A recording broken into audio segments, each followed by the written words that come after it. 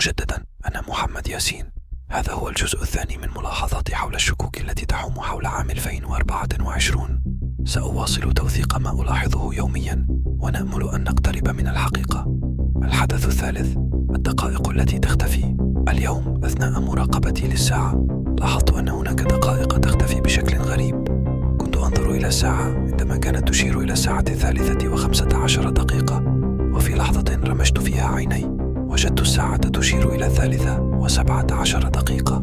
لم أتحرك من مكاني ولم أقم بأي شيء قد يجعلني أفقد الدقيقتين بهذه السرعة.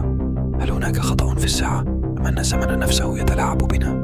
الحدث الرابع: الرسالة المعادة على واتساب. تلقيت رسالة عبر واتساب من صديقي اليوم، لكن المفاجأة كانت عندما فتحت الرسالة لأجد أنها نفس الرسالة التي تلقيتها منه قبل أسبوع.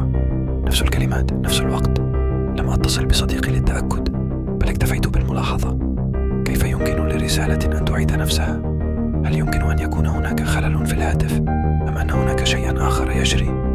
أعلم أن هذه الملاحظات قد تبدو غير منطقية أو مجرد تهيؤات، لكنني أعتقد أن هناك شيئا أكبر يحدث. سأواصل مراقبة التفاصيل وتسجيلها. هل نحن حقا في عام 2024 أم أن هناك شيء خلف الكواليس؟ سنواصل البحث.